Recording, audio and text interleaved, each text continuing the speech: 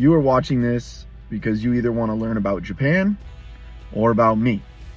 Let me start with everything that I plan to cover through a series of videos and dive into and go over and help people learn about.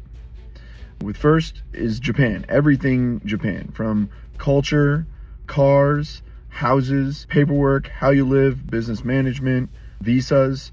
I want to discuss everything that you could possibly think of that relates to Japan and living in Japan. The second is my background, my upbringing, my history, the reason why I've started this project, what motivates me, and why am I qualified to talk about any of this. So just jumping right into it, I'm going to need a lot of assistance from people asking questions and subscribing and just overall saying what they want to learn about. As many of you know, I do short form video on TikTok and Instagram, but it's really hard to get a deep dive on a lot of these subjects on those platforms. So this is really just setting the stage for who I am, what we plan to cover, and getting to know the process and myself. And I figure if I don't start recording one video, I'll never get to the 10th video where we get to discuss fun stuff like cars and food. So here we are. What shall we discuss first? I assume what's the most fitting is my qualifications / why I'm drawn to even live in Japan in the first place. A lot of people ask, what do you do for work? Or what are you going to do for work? And why Japan? That's a great question. And we'll start with, I grew up in Japan from the age of 2 or 3. I went to Japanese preschool in Okinawa. From there, I lived there a couple of years and I moved to Misawa Air Base, which is in prefecture. So I basically went from one of the most southern places in Japan to one of the most northern places in Japan, or heaviest snowfall. I love living there. I love growing up there, and I didn't take advantage of a lot of the things that were at my fingertips. I learned some language, I learned a lot of culture, and I learned to love a lot of things there, but I assumed that I would always be there. And eventually I graduated high school, left, went to college, got a job, started a business, and then I've always dreamed of actually staying there and never having to leave. But when I grew up, it was understood that if you don't really have a job or a business that requires you to be in Japan, then you're not really welcome to stay there forever. It doesn't matter if you've lived there your entire life. If you don't have a visa and you're not a Japanese citizen, then you've got to go home. But I found when I moved to the States that it doesn't feel as much like home culturally as Japan does. Every time I go back to visit Japan, it leaves me just wanting to stay, cancel my return trip, and just stay for the long haul, right? So what I've started is a journey to buy a home or 2, 3, so that I can stay there longer. And so I have a place to operate from and get to know people, start a business, and do those things so I can stay long-term and support my lifestyle. So that's a lot. I grew up in Japan. That's why I want to stay in Japan. Pretty simple.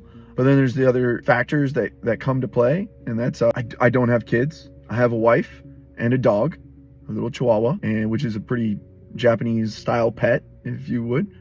So it makes it a little bit easier for me to transition and live in Japan. And I currently run a business here in America that's slightly successful. We've done pretty decent in the last 6 years. I'm a general contractor in construction in the United States. So my knowledge of homes and building and renovating has allowed me to use that knowledge to start homes, renovations in Japan on the lower cost homes that exist in Japan. I saw other people doing it, and foreigners from Europe to expatriates from the military, veterans, and things like that have done it. So it's not genuinely new. I felt like there wasn't a lot of people that told the same story as me that did it. So I wanted to help other people that might have a similar background or story that are interested in doing the same thing. If that hopefully sheds light on that. I saw some families doing it with their kids and everything, and gardening and in a little bit more traditional lifestyle, which is perfectly fine. But I was like, oh, I'm not going for that. I'm going for more the, hey, this is home, so how do I make it my home? I love cars, I love food, I love construction, I like building things, and I like interacting with people and learning their story and learning about culture in Japan. It fascinates me like many of you. So I wanted to film this series in my most Japanese room of my American home. That is inside my car that I imported from Japan. It's right-hand drive Sylvia. So I just figured I'd give you a look around in the car so you can kind of see what we're working with here. Currently on jack stands in the garage, getting some brake work done. Love the car. I've always loved cars from Japan. I grew up going to, which is a city near Misawa, my hometown, racing cars and learning to drift. That was a really long time ago. I'm 39 years old now, and I did that when I was 18, 19 years old. I was out of high school and I was taking college classes at the base and had a number of Japanese friends that I would hang out with and just work on cars and buy car parts. And eventually I left to the United States to finish college. And then it was like bad economy, 2007, got a crappy job, blah, blah, blah, skip a lot of those things, and eventually started my business construction. So with that being said, it kind of brings us to where we are now. On a personal level, my mother passed last year, and that's my only parent. So I was left with, it's me, my wife, and my sister that lives nearby here, but she also feels like Japan is home. So I purchased a home for myself first, and then I'm in the process of buying a second home for her to live nearby, 2 minutes up the road from me in Japan. So let's get into buying a home in Japan.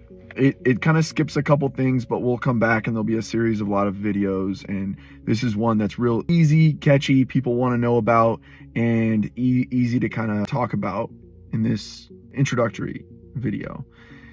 So I worked with Akiyamart on buying a home. I did a consultation with them. I'd been looking at homes for a while. I seen the cheap prices. I got interested. I thought there's no way they're going to let a foreigner like me buy a home. Even if I did live there for so long. It's a very homogenous, gate-kept country. 98% Japanese people, right? They're not big on having foreigners come in and change the country. They're plenty happy with old ways, and I think everybody that lives there understands that it might be mizukashi, difficult to do some things along the way, but they accept that because it helps protect their traditional ways. That being said, so I did a consultation. They set me up with a bilingual real estate agent. I know some Japanese, but I'm not fluent. I don't think I would pass a really high level test. Maybe I'm a level 5, which is like the lowest Japan literacy level. And Yoshi-san is my agent this process. Super helpful. I sent him a handful of listings that I thought would be something that I'd be interested in. I started up more towards my home in northern, and a lot of those homes were either no garage, or they were like cabins, or they might have issues, and they're not around a lot of society to really kind of start a business.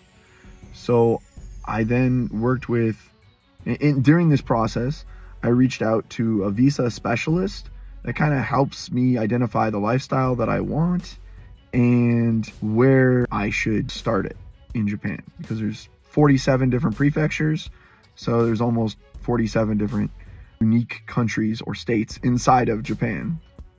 And he helped me identify all the things that I want in my lifestyle, but help the startup of business, but be close to certain things that I enjoy, like snowboarding or race cars, so I'm near a racetrack. So skip ahead a little bit, I decided on the small town of, but more importantly, I picked the prefecture of is on the Sea of Japan, so it gets very little Western visitors, and I knew that would benefit myself to be able to learn more language skills faster by being more immersed and not so handheld by a lot of Japanese people that do know English. I knew that they wouldn't.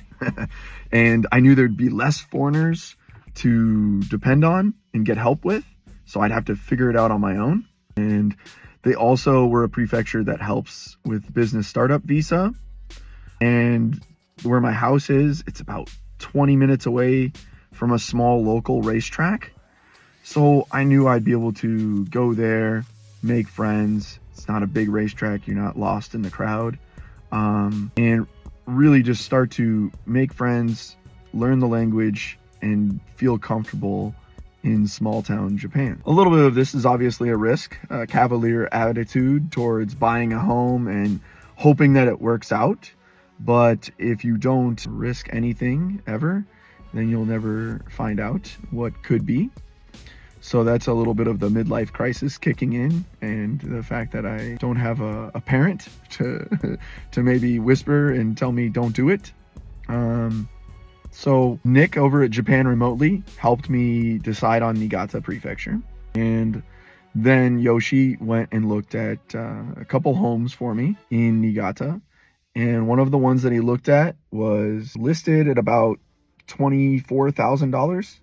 We made an offer for 22, and after all the fees, processing, tax, registration, it came out to $26,000, $26,000, maybe $900 at closing day. Knew it was going to need some renovations, bathroom, kitchen, toilet room, most everything in general probably needs or could use some renovation.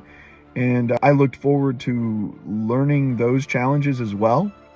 Because of my background, I knew that it would be livable day one. We could move in, stay in the rooms, sleep the night away, turn on the power, and have running water, right? But when I want it to be a little bit nicer, I have to step out of my comfort zone and talk to a number of people that could renovate and put the right people in the right position, much like I already do as a contractor stateside. For example, we're currently renovating the bathroom, and it's a bath system room. So I go to the home center, get estimates, talk with a salesperson there, have them visit the home, pick out furnishings, tell them my design ideas, and then get a price, decide on it, and pull the trigger, set up a schedule, set up a lockbox so that they can come when I'm not there. I need to change the water heater over from kerosene to propane. So I had to talk to my gas company guy and have them work that out with my bathroom remodel during the same time, so we're not backpedaling and changing the water heater after the fact. During these renovations, I also want to do a number of other things that just make the home very unique and beautiful. So it's not just a small vacation shack in Japan to stay at. It is truly a whole beautifully crafted home, curated for me, by me, and for others. That's the big piece. Is I want this place and a couple others in the area to be places where other people can come stay and find out if this is something that they want for themselves. I didn't have that opportunity. I had to take that risk, buy that home, and hope it works out. Hope that the neighbors like me. Hope that the gas company will even entertain wanting to deal with me, and changing and remodeling things. But it's hopefully for the benefit of other people that want this similar lifestyle or change, and they're not sure if they want to throw $20, $30, $40, $50,000 on a home, and they don't know if they really like living there. They like visiting, but they don't know if they like living. And I think a lot of people that go on vacation always feel that. You get vacation to Jamaica or Japan, wherever, and you get back home and you're like, oh man, I miss it so much.